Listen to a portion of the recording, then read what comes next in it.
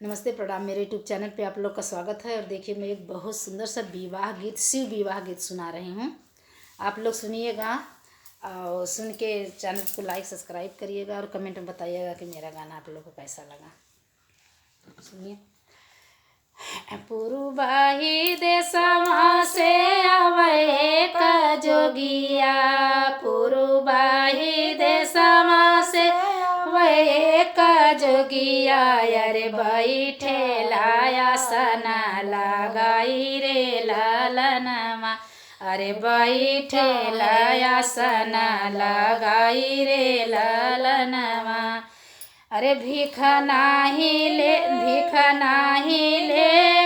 मोहर नाही छोड़बै, भीख नाही लेबै मोहर नाही छोड़बै, अरे नहीं छोड़बै तोहरा दुआर रे लालनमा, अरे नहीं छोड़बै तोहरा दुआर रे लालनमा।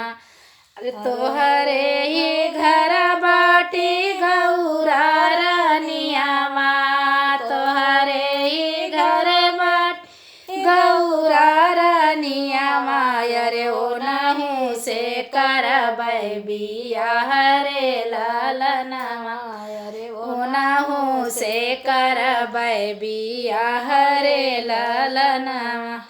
अरे लई गौरा उड़बै, लई गौरा डूबबै, लई गौरा उड़बै, अरे लई गौरा डूबबै, अरे लई गौरा कूदबै तालाब रे लालनमा, अरे लई गौरा कूदबै तालाब रे लालनमा। ऐसन जोगी संग गौरा न ब्याहब, ऐसन जोगी संग गौरा न ब्याहब, अरे मोर गौरा रही है कुंवर रे लालनमा, अरे मोर गौरा रही है कुंवर रे लालनमा।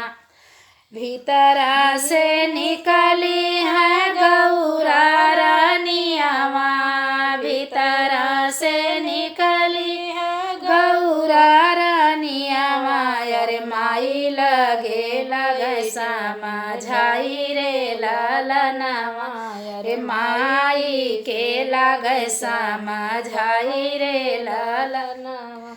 अरे काहे के माई काहे उड़बू, अरे काहे माई डूबू, काहे माई उड़बू, काहे माई डूबू, अरे काहे माई कूदबू तालाब रे लालनमा, अरे काहे माई कूदबू तालाब रे लालनमा। हमारे करन माई जोगिया लिखल बाटे, हमारे करम माई जोगिया लिखल बाट, अरे विधना लिखे मुरली लार रे लालनमा, अरे विधना लिखे मुरली लार रे लालनमा। अरे बिच्छू के देखी बेटी तू ही डरी जाइबू, बिच्छू के देखी बेटी तू ही डरी जाइबू, अरे सप देखी जिया डेराई रे लालनमा, अरे सप देखी जिया डेराई रे लालनमा। अरे भस्म भभूत देखी दया घबराई है, भस्म भभूत देखी जिया घबराई है, अरे विधना लिखेल लीलार रे लालनमा, अरे विधना लिखल लीलार रे लालनमा।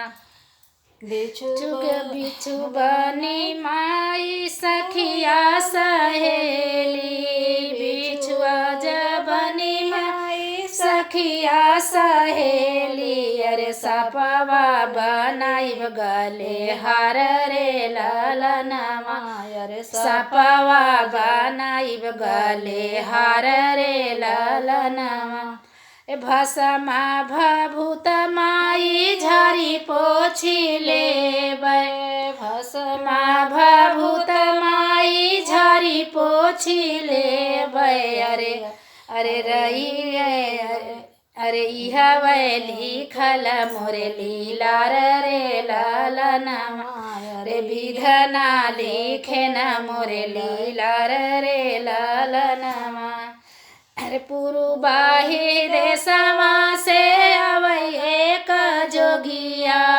पुरुबाही देशवा से अवै एक जोगिया अरे बैठल आसन लगाई रे ललनमा अरे बैठल आसन लगाई रे ललनमा।